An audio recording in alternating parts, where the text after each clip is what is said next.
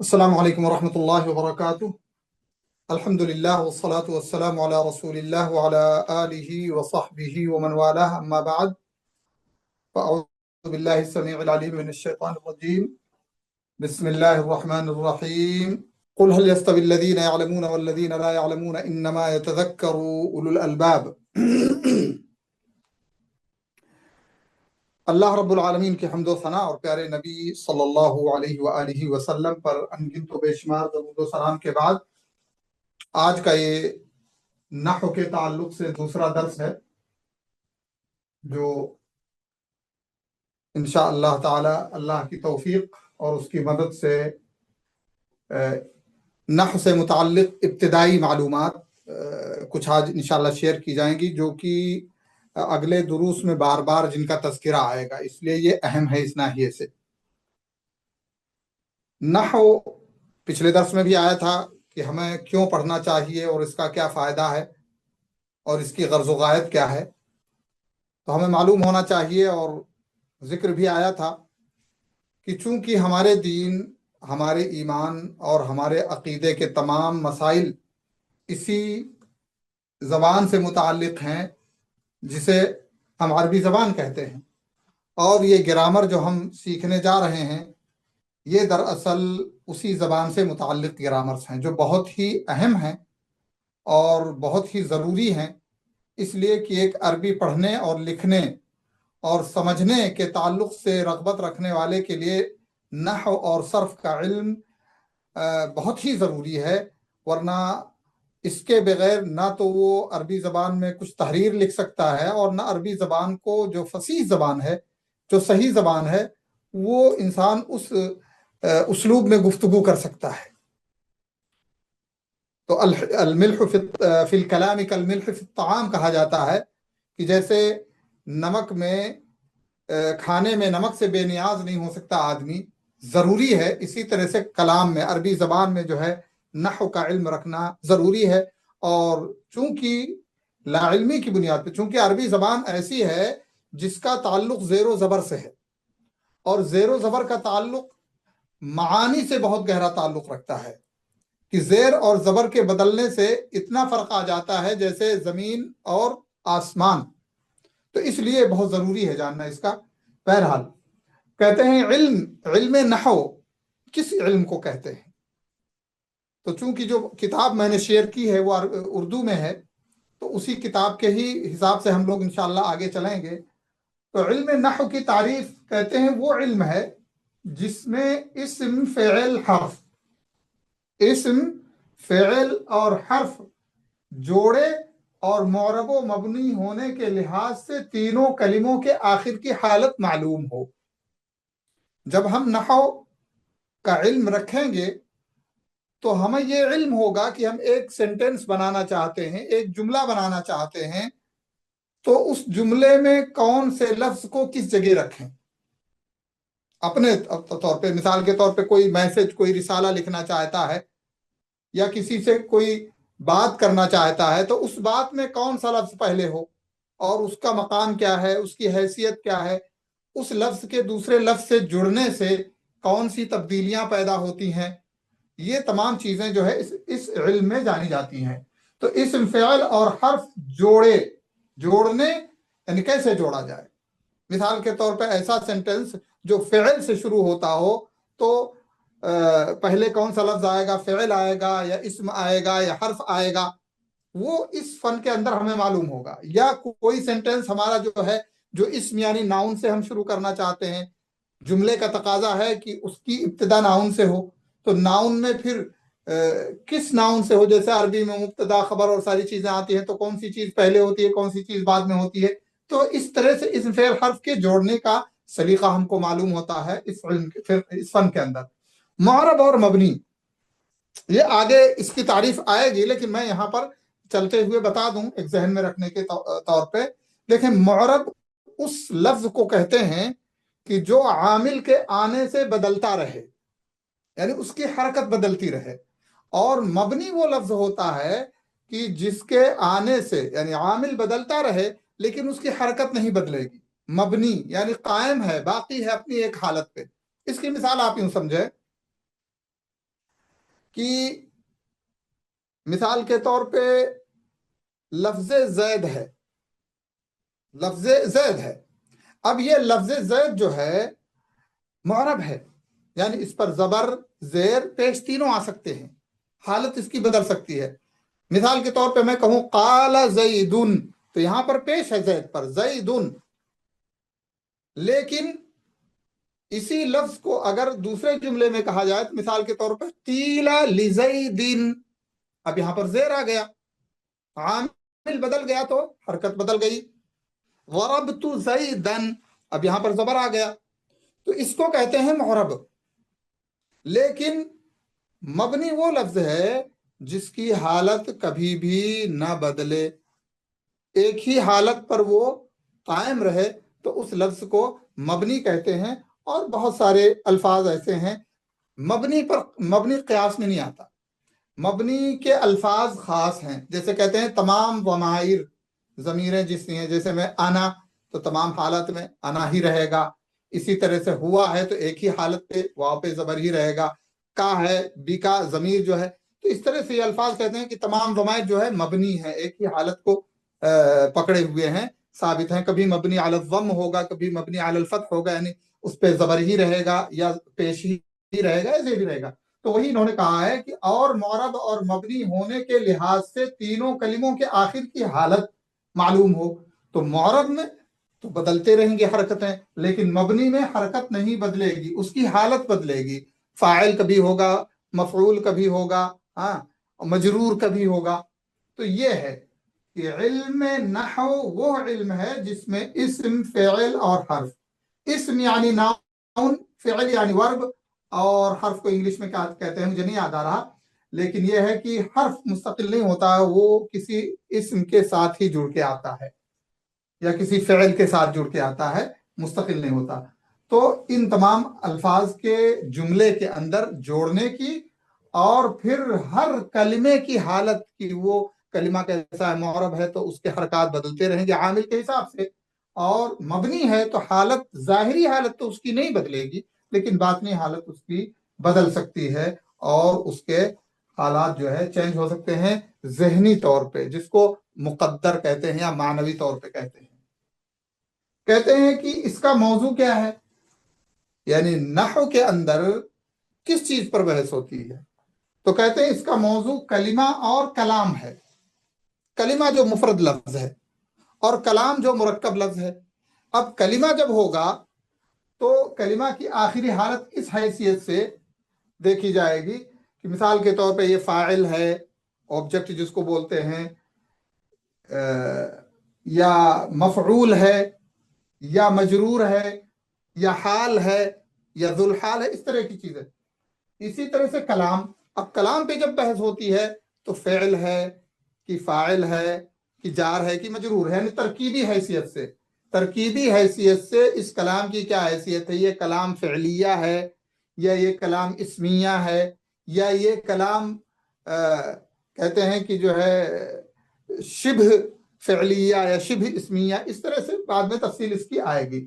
تو بہرحال اس فن کے اندر کلمہ اور کلام، کلمہ یعنی مفرد لفظ جو ہوتا ہے اس کے حساب سے، اور کلام جو ہے جو مرکب لفظ ہوتا ہے، ایک سینٹنس جو بنتا ہے، اس سینٹنس میں جو ہے اس کی کیا حیثیت ہے، اس لیے کہ کبھی مثال کے طور پر یہ کلام کبھی جملہ اسمیہ کے طور پہ آتا ہے، کبھی خبر کے طور پہ بھی آتا ہے، بہت سارے حالات ہوتے ہیں کلام کے، تو وہ اس فن کے اندر جو ہے اس پر بحث ہوتی ہے۔ کہتے ہیں کہ علم نحو پڑھنے سے ہمیں کیا فائدہ ہے، تو اس کا ذکر آ چکا ہے کہ پہلا فائدہ تو یہ ہے کہ اگر ہمیں علم نحو اور علم صرف پر عبور اور قدرت حاصل ہو جائے، صلاحیت حاصل ہو جائے، اور اس فن کے اندر ہمیں مہارت حاصل ہو جائے، تو ہم قرآن و سنت کے سمجھنے میں اللہ کی توفیق سے کافی گہرائی حاصل کر سکتے ہیں، اور قرآن و سنت کا فہم ہم کو صحیح طور پہ آ سکتا ہے، اس لیے کہ یہ عربی زبان میں ہے، اور عربی زبان میں جب ہے تو جب ہم عربی زبان کی گہرائیوں، اس کی باریکیوں کو سمجھیں گے تو ظاہر سی بات ہے قرآن اور سنت کی گہرائیاں اور باریکیاں ساری کی ساری عربی زبان کے مطابق ہیں، تو وہ ہمارے سمجھ میں آئیں گی۔ دوسرا مقصد یہ ہے کہ لفظی طور پہ ہمارے ہاں غلطی نہیں ہوگی، ترکیبی طور پہ ہمارے ہاں غلطی نہیں ہوگی، اس لیے کہ جملہ اگر ہم کوئی بنانا چاہتے ہیں اور وہ جملہ فعلیہ ہے تو اب جملے کی ابتدا کس لفظ سے ہوگی؟ فعل سے ہوگی، اسم سے ہوگی، حرف سے ہوگی، دوسری جگہ کس کی ہوگی، تیسری جگہ کس کی ہوگی؟ اگر تین مثال کے طور پہ الفاظ ہیں تین قسم کے، تو وہ ضرورت کے حساب سے جو ہے ہم صحیح ڈھنگ سے تحریر بھی لکھ سکتے ہیں ترکیبی اعتبار سے، اور جب بولیں گے تو ہم اپنی زبان کو نحوی یعنی جو لفظی غلطی ہے، جو حرکات کے چینجنگ ہوتی ہے کلمے کے حالات کے اعتبار سے، اس میں ہم سے غلطی نہیں ہوگی۔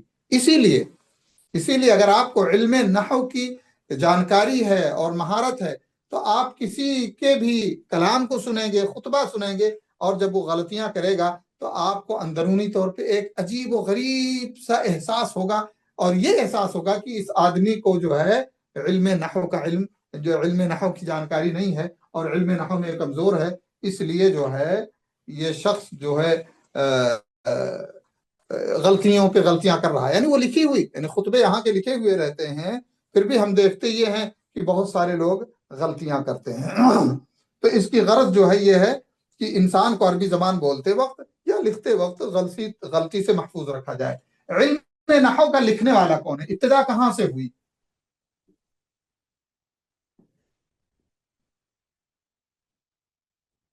واضع النحو، یعنی علم نحو کے قواعد اور گرامر ابتداءً، بعد میں تو ڈیولپ ہوا بہت زیادہ، لیکن ابتداءً کس میں؟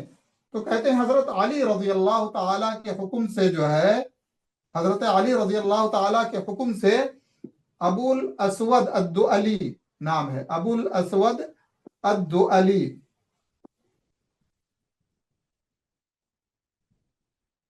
ابو الاسود الدؤلی نام کے ہاں شخصیت ہے جس نے نحو کے گرامر کی ابتدا کی، نحو کے گرامر کی ابتدا یہاں سے ہوتی ہے حضرت علی رضی اللہ تعالیٰ کے حکم سے، اور ابو الاسود الدؤلی کچھ ابتدائی یعنی تفصیلی نہیں، کچھ اہم قواعد یہ مرتب کرتے ہیں، اس کے بعد زمانہ گزرتا ہے، اور جو زمانہ گزرتا جاتا ہے لوگ جو ہے ایک منٹ، زمانہ گزرتا جاتا ہے اور لوگ جو ہے علماء نحو اس کے اندر مزید تفصیلات ایڈ کرتے جاتے ہیں۔ تو ابو الاسود الدؤلی یہ علم نحو کے واضع ہیں، علم نحو کو تدوین کرنے والے ہیں، علم نحو کے لکھنے والے ہیں۔ اب علم نحو میں مفردات الفاظ کی تشریح کی جاتی ہے، جیسے مثال کے طور پہ علم نحو میں لفظ کس کو کہتے ہیں؟ علم عربی میں لفظ یہ عربی لفظ ہے جو ہمارے زبان میں بھی استعمال ہوتا ہے، لفظ۔ تو لفظ کسے کہتے ہیں؟ تو کہتے ہیں انسان کے منہ سے حروف کی شکل میں جو بھی چیز نکلتی ہے اسے لفظ کہا جاتا ہے۔ اسی لیے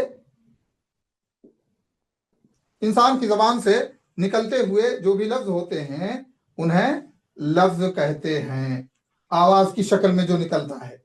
اب ان الفاظ کی دو قسمیں ہوتی ہیں۔ لفظ، انسان کی زبان سے جو لفظ نکلتا ہے وہ یا تو مفید ہوتا ہے، لفظ یا مفید ہوگا یا محمل ہوگا، مفید اور محمل۔ تو لفظ دو قسم کے ہوتے ہیں، مفید یا محمل۔ لفظ جو مفید ہوتا ہے یا جو بامعنی ہوتا ہے، جس سے کوئی مفید چیز معلوم ہوتی ہے، کوئی چیز یعنی جس چیز کے لیے وہ لفظ جو ہے باقاعدہ بنایا گیا ہے۔ محمل یہ ہوتا ہے کہ اس کا کوئی معنی نہیں ہوتا، اس کا کوئی مطلب نہیں ہوتا ہے۔ تو بامعنی لفظ کو عربی زبان میں کیا کہتے ہیں؟ مفید کہتے ہیں۔ جیسے مثال کے طور پہ کہا جائے کتاب، تو یہ لفظ جو ہے ہم جب بولتے ہیں تو ہماری سمجھ میں ایک بات آتی ہے کہ کسی چیز کے لیے بنایا گیا ہے یہ لفظ، اور وہ کتاب ہے جو عام طور پہ ہم اور آپ سبھی لوگ جانتے ہیں۔ یا جیسے مثال کے طور پر رجل ہے، رجل کے معنی آدمی، تو اب یہ آدمی کے لیے یہ لفظ بنایا گیا ہے۔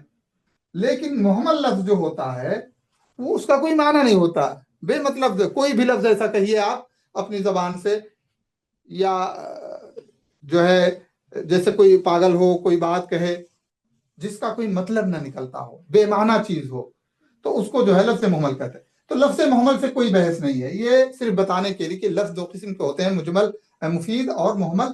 تو محمل، تو یہ مفید لفظ سے ہمارا جو ہے واسطہ ہے کہ جو بھی لفظ انسان کی زبان سے نکلے اور اس کا ایک معنی سمجھ میں آئے تو اسے لفظ جو ہے مفید کہتے ہیں۔ اب یہ لفظ جو ہے مفرد ہو سکتا ہے، مفرد مطلب اکیلا ایک، اور یہ لفظ جو ہے مرکب ہو سکتا ہے، دو لفظ مل کر کے مرکب ہو جائے گا، مفرد و مرکب۔ تو کوئی بھی عربی زبان کا لفظ یا تو مفرد ہوگا جیسے رجل ہے، کتاب ہے، یا مرکب ہوگا جیسے مثال کے طور پہ یہ کہا جائے کہ زید، یہ مفرد ہے، لیکن عالم اب یہ مرکب ہو گیا۔ مفرد مثال کے طور پہ زید، یہ مفرد ہے، اکیلا ہے، تنہا ہے۔ مرکب زید عالم، زید عالم، اب یہ مرکب ہو گیا۔ تو لفظ یا تو مرکب ہوگا یا مفرد ہوگا۔ اسی طرح سے کوئی ضروری نہیں کہ اسے پورا فائدہ ملے۔ اضافت مثال کے طور پہ جیسے کتاب کہا تو کتاب اللہ، یہ مرکب ہے، لیکن کچھ مرکب الفاظ جو مکمل جملہ ہوتے ہیں ان سے ایک بات معلوم ہوتی ہے، کچھ مرکب ایسے ہوتے ہیں جن سے آپ کو اس کا مطلب کلیئر نہیں ہوگا، جیسے کتاب اللہ، آپ نے کہہ دیا کتاب اللہ، تو کیا ہے اس کا مطلب، کیا ہے، کیا کہنا چاہتے ہیں؟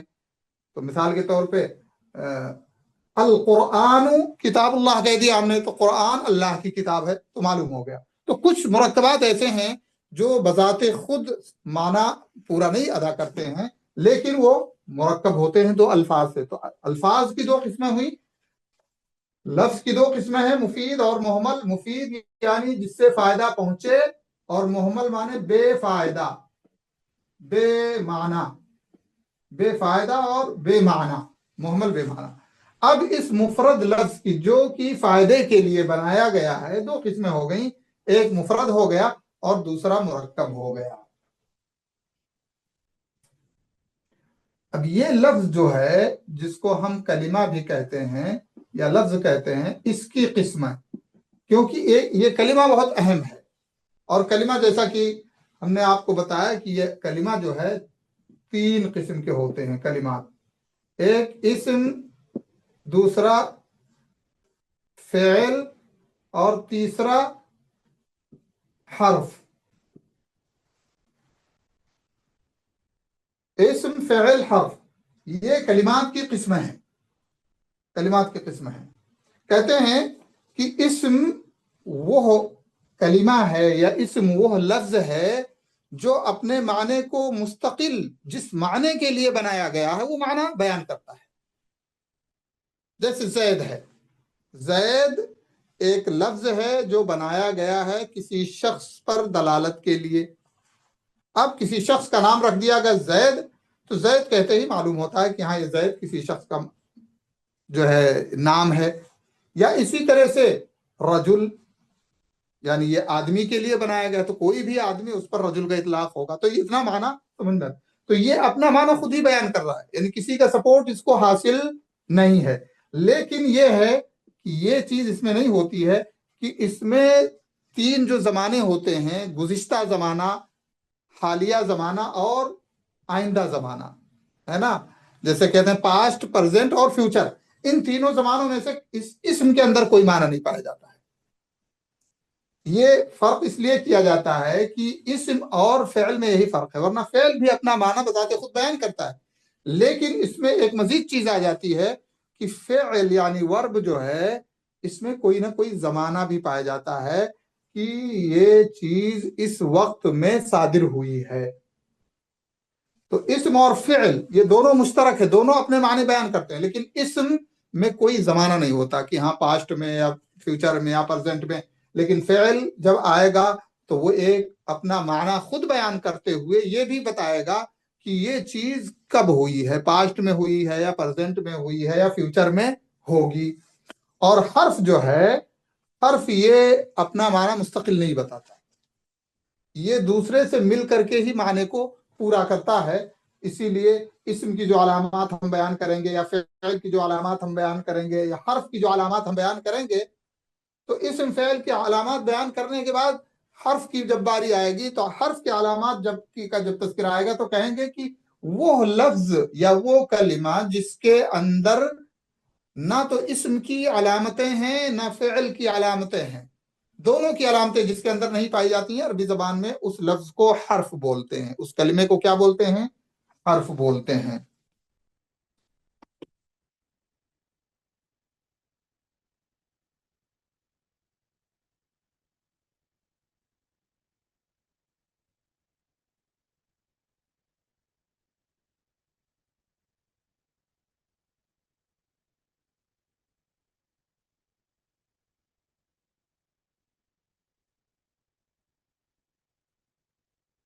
اب آتے ہیں اسم کی علامات. کیسے آپ سمجھیں کہ یہ اسم ہے؟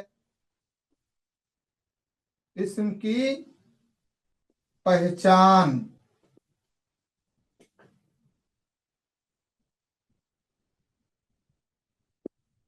اسم کی پہچان کیسے ہم جانیں کہ یہ اسم ہے، اور کیسے ہم جانیں کہ یہ فعل ہے، اور کیسے ہم جانیں کہ یہ حرف ہے؟ یہ جاننا بڑا ضروری ہے، کیونکہ اس کے جاننے کے بعد پھر دوسرا اسٹیپ آئے گا کہ اگر یہ فعل ہے تو کون سا فعل ہے. پھر اسم کی بھی قسمیں آئیں گی، بہت ساری اقسام ہیں اس کے اندر، لیکن ابتداءً جو ہے اسم، فعل اور حرف کا جہاں تذکرہ ہوگا تو ہم کیسے تینوں کے درمیان تمیز کریں کہ کہہ سکیں یہ اسم ہے یا فعل ہے یا حرف ہے. نمبر 1، پہلی علامت جو ہے اسم کی، اس لفظ کے اندر ال کا پایا جانا. ال، یہ لام، ال کا پایا جانا. مثال کے طور پہ رجل ہے، لفظ میں آیا مثال کے طور پہ قال الرجل، قال الرجل، یہ رجل تھا. اب یہ ال جو آیا، اس کی وجہ سے ہم نے کنفرم کر لیا کہ یہ اسم ہے، اس لیے کہ ال یہ فعل پہ داخل نہیں ہوتا، ال فعل پہ داخل نہیں ہوتا ہے. سيقول السفهاء، السفهاء اس پر ال داخل ہے، اس لیے السفهاء، لفظ سفہا جو ہے کیا ہے؟ اسم ہے. تو پہلی علامت کیا ہے؟ ال. اب اس پر آپ جوڑتے جائیں کوئی بھی چیز. مثال کے طور پہ ماء ہے، پانی ہے نا، الماء، اس نے قبول کر لیا ال کو، تو یہ اسم ہے. مثال کے طور پہ نور ہے، نور، اس کو ال داخل کریں گے تو النور ہو جائے گا، النور، تو یہ ال قبول کر رہا ہے، تو اس لیے نور اسم ہے، ماء اسم ہے، رجل اسم ہے نا. صدیق مثال کے طور پہ صدق الصدیق، صدق الصدیق، الصدیق دوست، تو اس نے بھی جو ہے ال قبول کر لیا. تو اس طرح سے جو ہے ال اگر قبول کرتا ہے لفظ، یا لفظ آپ نے دیکھا، آپ عربی زبان پڑھ رہے ہیں، کوئی کتاب پڑھ رہے ہیں، وہاں پہ لفظ پہ ال داخل ہے تو آپ کنفرملی سمجھ جائیں کہ یہ اسم ہے، فعل نہیں ہے، ناؤن ہے. دوسری علامت یہ ہے کہ کلمہ کے شروع میں، کلمہ کے شروع میں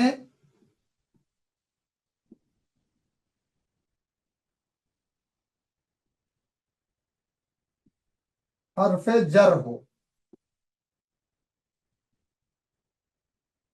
حرف جر، اب یہ حرف جر کیا ہے؟ حروف کئی قسم کے ہیں، جیسے کہ ہم ذکر ہوا کہ فعل کلمے کی تقسیم میں جب آئیں گے تو اسم، فعل، حرف. اب حرف ہے تو اس کے بھی بہت سارے اقسام ہیں، ٹھیک ہے. انہی اقسام میں سے ایک قسم ہے حروف جر، جس کو بولتے ہیں. حروف جر کا مطلب ہوتا ہے وہ محدود الفاظ ہیں، محدود.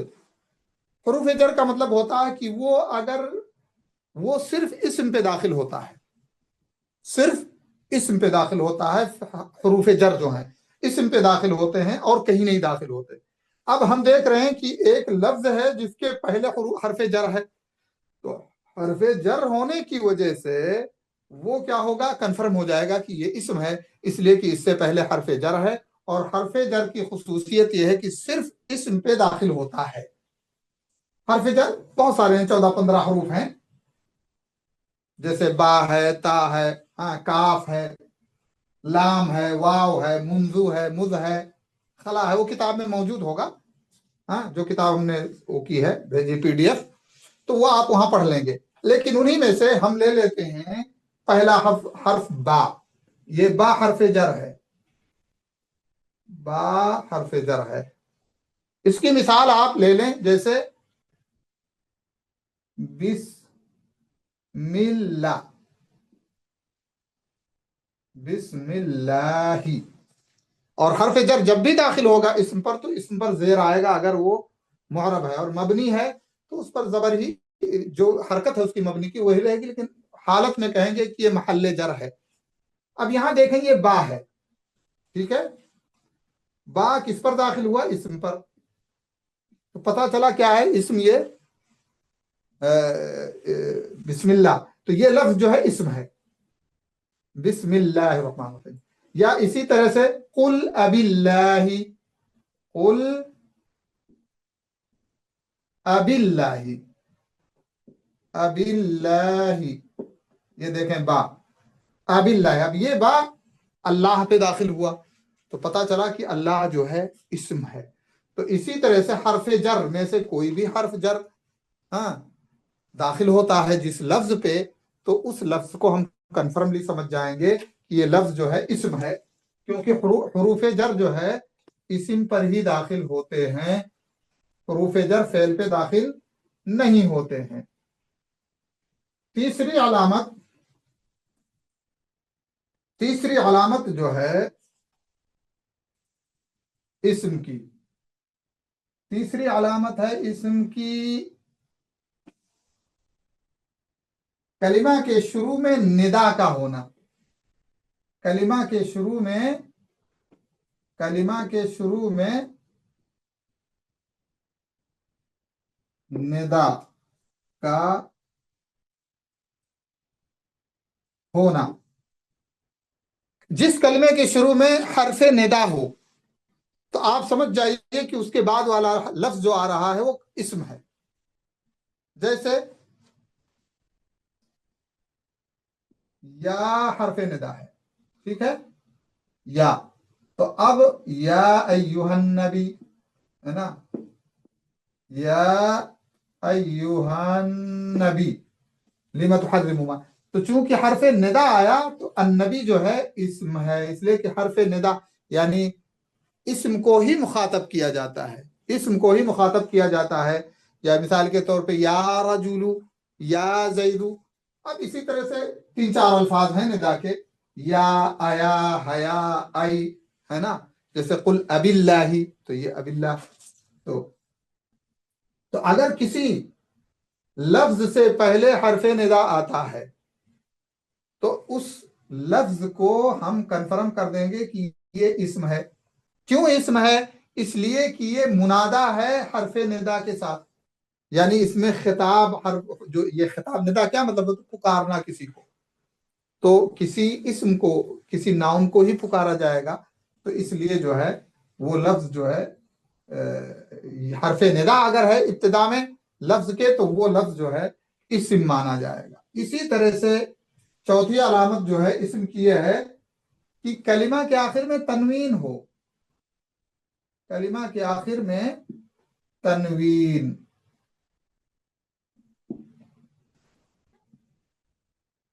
तनवीन हो कलिमा के आखिर में। क्यों, कोई भी लफ्ज है उसके आखिर में दो जबर, दो जेर या दो पेश, इसको तनवीन कहते हैं, ठीक है ना।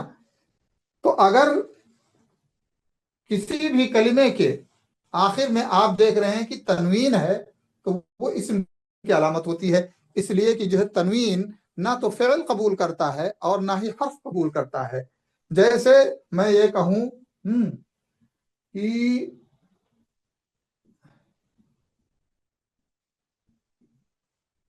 قال रजुलुन, अब रजुलुन को हम क्या कहेंगे, इसम कहेंगे, क्योंकि इसके ऊपर तनवीन है। वकाल रजुलुम मिन आलि फिरऔन यक्तुमु ईमानहु, वकाल रजुलुम मिन आलि फिरऔन, तो रजुलुन ये तनवीन है चूंकि पेश है, और ये हालात के एतबार से बदल सकता है।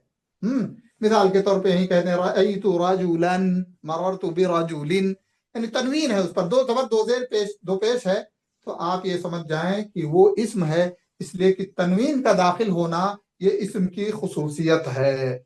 इसी तरह से छठी अलामत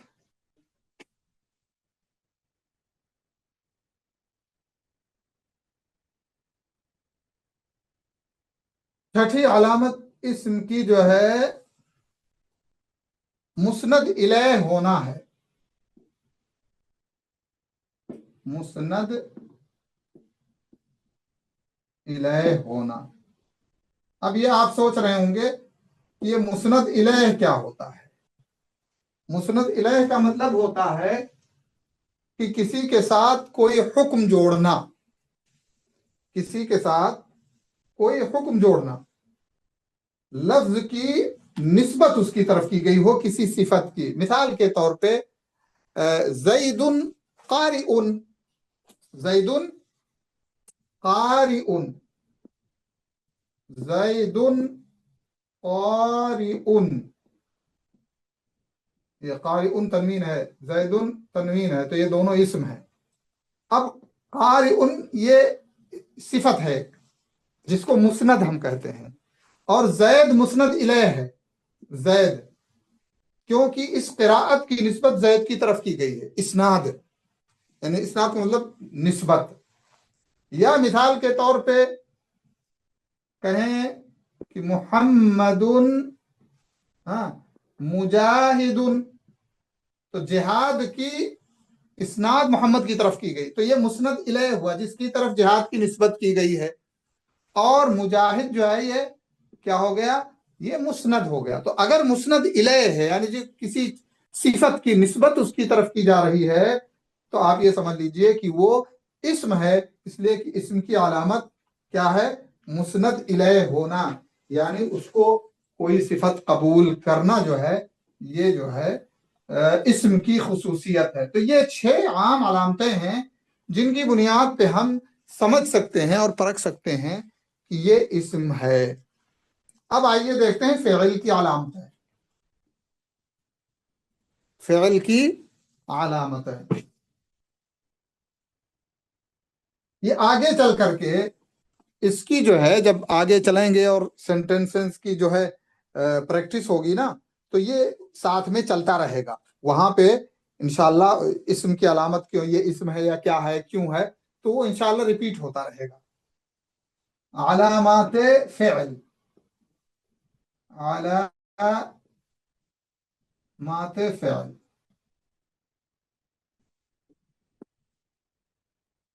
फ़िअल की क्या अलामत है। इस्म तो हमने पहचाना कि उसमें अल हो तो हम समझ जाएंगे कि ये इस्म है, निदा हो तो समझ जाएंगे कि इस्म है, हरफे जर उससे पहले हो तो हम समझ जाएंगे कि इस्म है, इस्नाद हो, मुस्नद इलैह हो तो हम समझ जाएंगे कि इस्म है।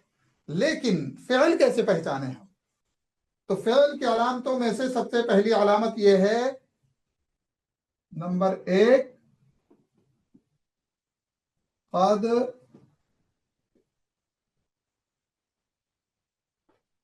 सीन सौफा, ये 3 चीजें हैं। 3, किसी भी लफ्ज के पहले अगर आप देखें हैं कि कद लगा हुआ है या सीन लगी हुई है या सौफा लगा हुआ है, तो समझ लीजिए कि वो फ़िअल होगा। मिसाल के तौर पे कद अफलाहा, ये फ़िअल मादी है।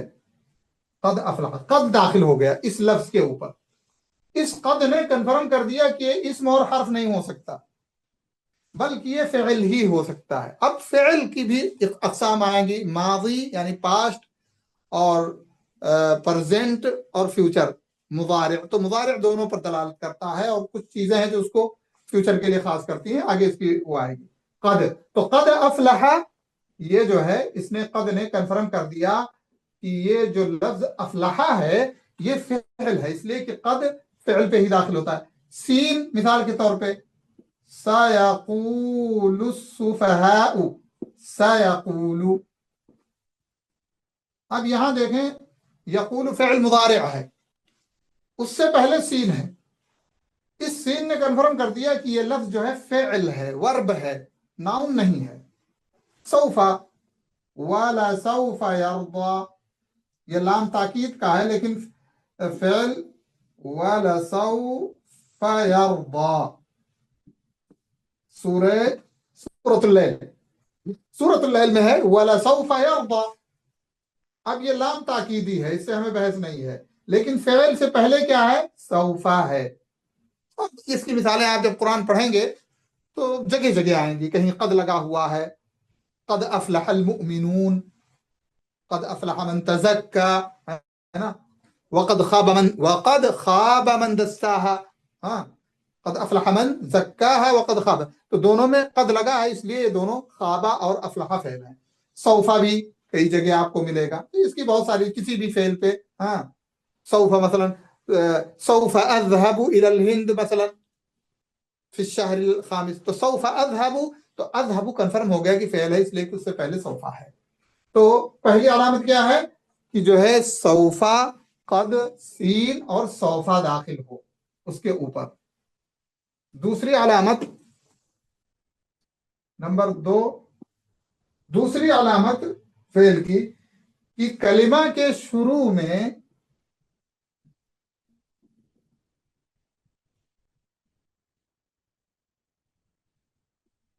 اتینا یا انیتو بھی بولتے ہیں، اتینا، یہ 4 حرف ہیں، حمزہ، تا، اور اسی طرح سے یا اور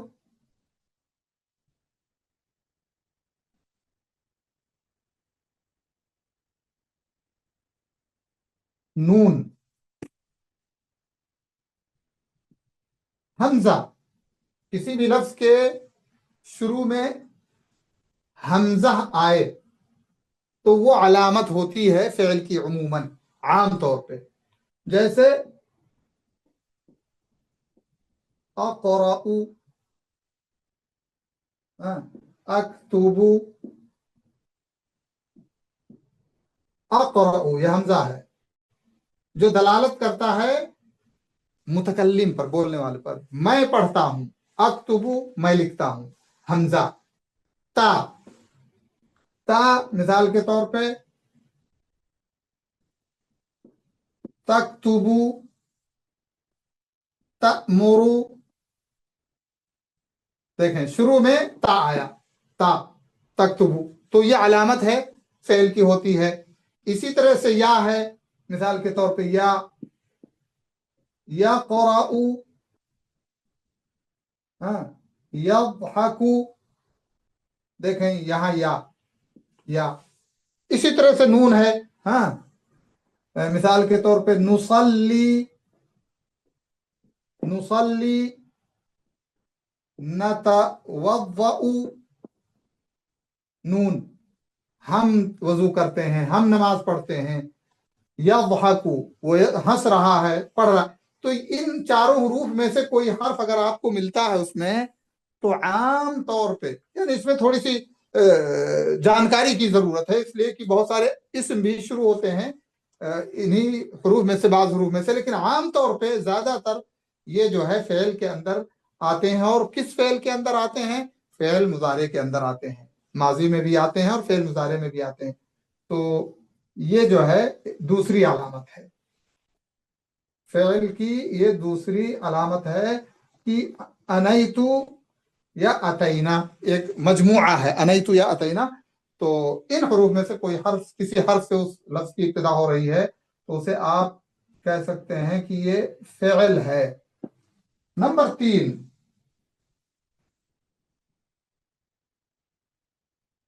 کلمہ کے شروع میں حرف جازم ہو، حرف جازم کا ہونا، حرف جازم. ابھی چونکہ آپ لوگ ابتدا میں پڑھ رہے ہیں، اس لیے کچھ چیزیں آپ کو تھوڑی سی وہ لگیں گی. جازم کا ہونا، دیکھیں فعل ماضی جو ہے یہ مبنیات کے قسم میں آتا ہے، یعنی مبنی ہے فعل ماضی. لیکن فعل مضارع جو ہے یہ معرب ہے. معرب مطلب اس میں تبدیلی آتی رہتی ہے آخری حرف کے اندر، اسی لیے یہ مرفوع، منصوب اور مجزوم ہوتے ہیں. یعنی ان کے شروع میں اگر کوئی عامل داخل نہیں ہے، ابتداءً وہ چیز ہے، تو وہ مرفوع ہوا کرتا ہے. جیسے مثال کے طور پہ ہم آپ کو بتائیں یقرأ محمد کتاب اللہ، یقرأ محمد، دیکھیں یہاں پر پیش ہے ابتداء، اس لیے کہ اس کے پہلے کوئی عامل نہیں داخل ہے جو اس کے اندر تبدیلی لا سکے. لیکن اب آپ دیکھیں یہ لن یقرأ، ہاں لن یقرأ، یقرأ محمد ما یضرہ،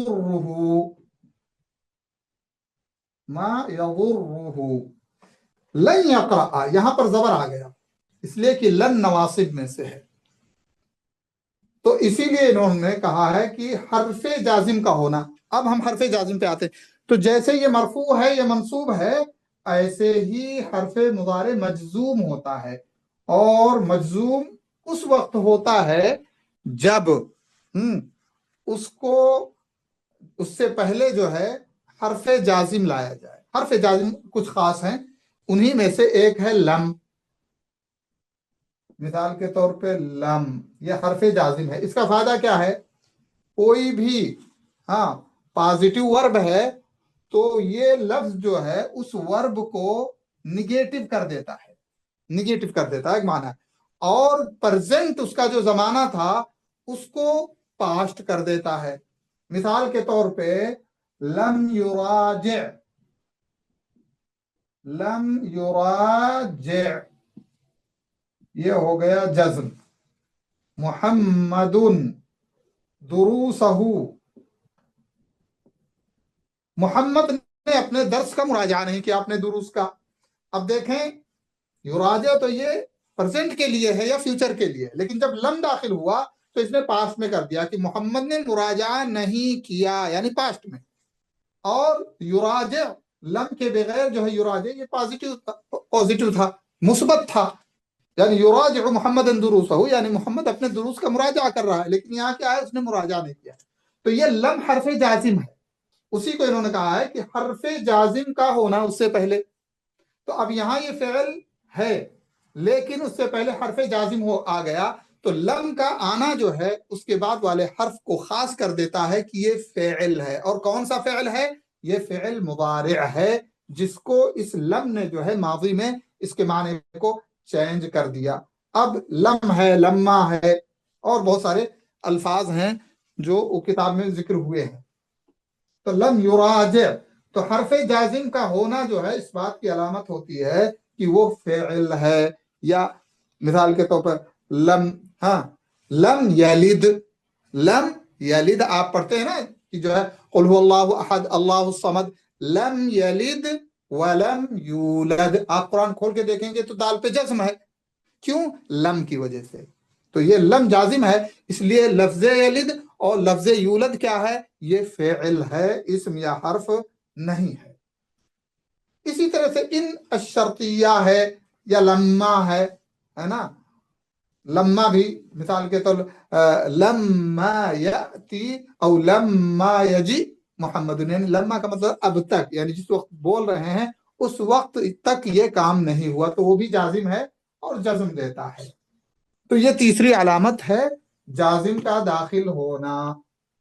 اب آگے چل کر کے الفاظ آئیں گے، نواصب جوازم تفصیل کے ساتھ آئیں گے، اور وہاں پر ان کا معنی بھی بیان ہوگا کہ یہ لم کس کے لیے ہے، لما کس کے لیے ہے، لن کس کے لیے ہے، یا فعل کو جزم دینے والے یا نصب کرنے والے، فتحہ دینے والے کون سے حروف ہیں، ان کا تفصیل سے ذکر آئے گا، لیکن یہاں اختصار سے علامات چونکہ ذکر کر رہے ہیں۔ چوتھی علامت حرف ناصب کا ہونا شروع میں۔ حرف ناصب، ابھی میں نے مثال دی تھی اس کی، لیکن بہرحال کوئی بات نہیں ہے۔ وَلَن تَرْضَى عَنْكَ الْيَهُودُ وَلَن تَرْضَى، یہ ترضى لیکن یہ فی محل رفع، یعنی اس پر فتحہ ظاہر نہیں ہوا ہے، اس لیے کہ اس کی ایک اور دوسری بحث ہے، وہ لفظ لاتے ہیں جو صحیح ہو، یعنی الف واو اور یا نہ ہو۔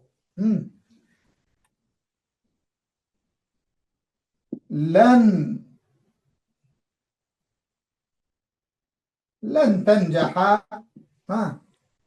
إن لم تذاكر،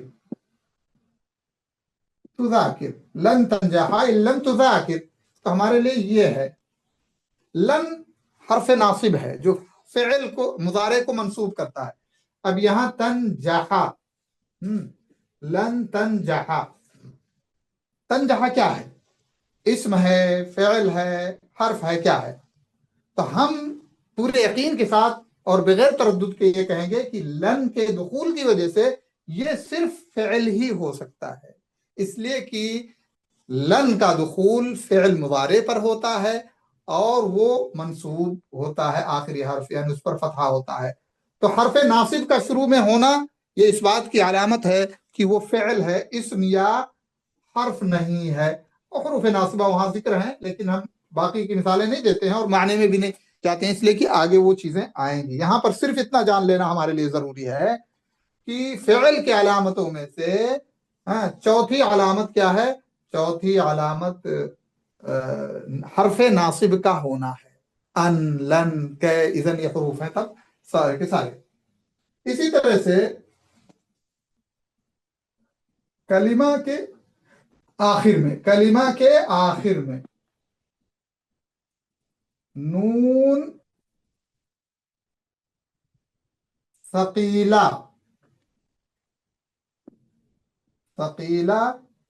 یا خفیفہ کا ہونا، وہ کتاب میں لکھا ہوا نون ثقیلہ۔ نون ثقیلہ کا مطلب نون مشددہ جس پہ تشدید ہو، اور ثقیلہ کا مطلب نون، خفیفہ کا مطلب نون ساکنہ۔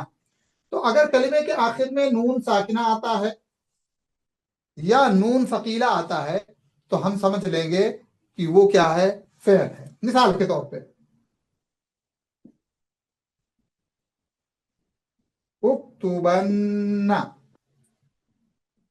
اکتبن، یہ نون ثقیلہ ہے، یعنی ضرور لکھو، یا اکتبن ساکن کر دیں نون کو، تو یہ نون خفیفہ ہے۔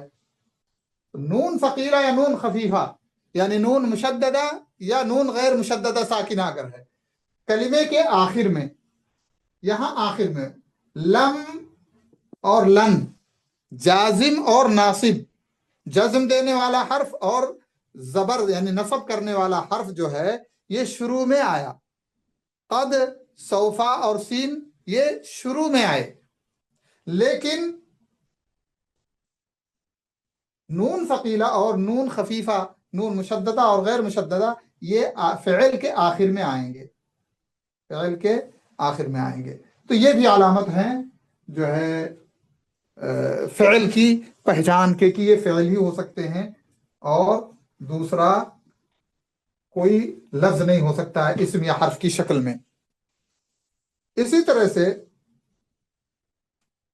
نمبر 7 کلمہ کے آخر میں ضمیر۔ اب یہ ضمیر کی بھی تعریف آگے آئے گی۔ ضمیر متصل کا ہونا کلمہ کے آخر میں، ضمیر متصل کا کلمہ کے آخر میں ہونا۔ اگر آپ لوگوں میں سے کسی کو تھوڑا بہت علم ہوگا تو فعل ماضی جو ہوتا ہے اس کے اندر ضمیر آتی ہے جو فاعل کے قائم مقام ہوتی ہے، جیسے ضربت، تو یہ لفظ تو جو ہے یہ ضمیر ہے، اور یہ فعل کے اندر ہی آتا ہے. ضربت آپ نے مارا، تو تا جو ہے یہ ضمیر متصل مرفوع ہے.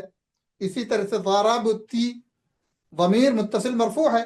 تو ان ضمائر کا آنا جو ہے، ہاں ان ضمائر کا آنا یہ علامت ہے کہ یہ اسم نہیں، حرف نہیں، بلکہ فعل ہوتا ہے. اسی طرح سے نمبر 8، جس لفظ سے حکم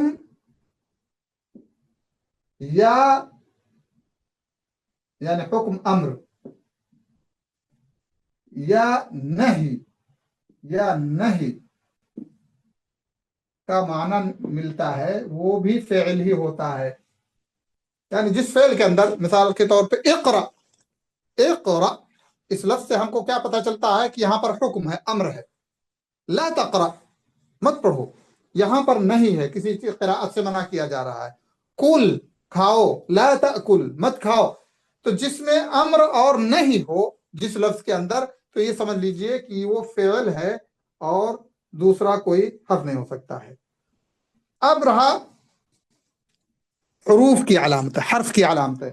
تو حرف کی علامتوں کے تعلق سے آپ نے اسم کی علامتیں اور اسم کی پہچان جانی کہ کیسے کیسے ہم اسم کی پرکھ کر سکتے ہیں.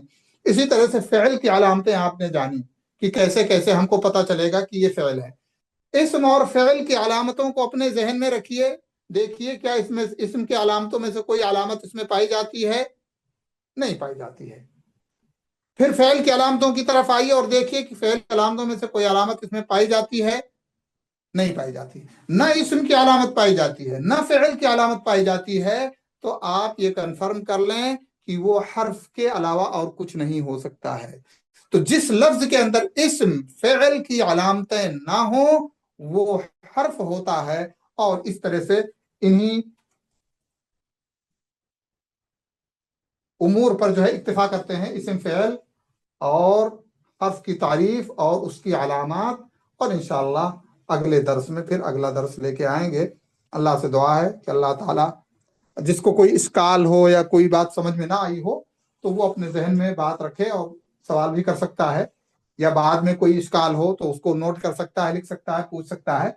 تو اس طرح سے ہم نے آج لفظ کی تعریف یعنی نحو کی تعریف، نحو کا مقصد کیا ہے، نحو کی تدوین کس نے شروع کی، نحو کی تالیف یعنی قواعد کہاں سے شروع ہوئے، اور اسی طرح سے پھر لفظ کے اقسام، اسم فعل حرف کی شکل میں، پھر اسم کی تعریف، اسم کی علامتیں، فعل کی تعریف، فعل کی علامتیں ہم نے جانی. انشاءاللہ اگلے مرحلے میں پھر مزید نیا درس لے کر کے آئیں گے. اللہ تعالیٰ سے دعا ہے کہ اللہ رب العالمین ہمیں ہمت عطا فرمائے اور ہمارے ذہن اور دماغ کو اللہ رب العالمین کھول دے اور ہمارے لیے مدد فرمائے تاکہ ہمیں آسانی باتیں سمجھنے آتی رہیں. آمین یا رب العالمین. والصلاة والسلام علی نبینا محمد وعلی آلہ وصحبہ اجمعین. جزاک اللہ خیر شیخ، اللہ تعالیٰ آپ کو جزائے خیر دے. تو کچھ سوال جواب ہے تو اگلا کلاس میں پوچھے شیخ، یا ابھی کوئی ہاں گنجائش ہے؟ ٹھیک ہے. ابھی نماز آج بھی ہے. کتنا ٹائم کتنا ہو رہا ہے؟ 6 بجے ادھر، تو 10 منٹ ہے اذان کے لیے. تو کسی کا ہاں تو سوال ہے پھر تو اگلے درس کے لیے رکھ لیں. جی اگلے درس کے لیے رکھ لیں. جن بھائی کو یا بہن کو کچھ کوئی بات نہیں سمجھ میں آئی ہے تو وہ اپنا نوٹ کر لیں، اور اگلے درس میں پھر انشاءاللہ درس شروع ہونے سے پہلے سوال لے لیں گے. انشاءاللہ شیخ اگلا درس میں کر لیں گے، کیونکہ 7-8 ہاں اگلے منٹ ہے درس میں. اذان کے لیے انشاءاللہ. جی جی جزاک جی اللہ جی. خیر. سبحانک جزاک اللہ اللہم خیر. بارک اللہ فیکم. السلام علیکم. استغفرک و اتوب الیک.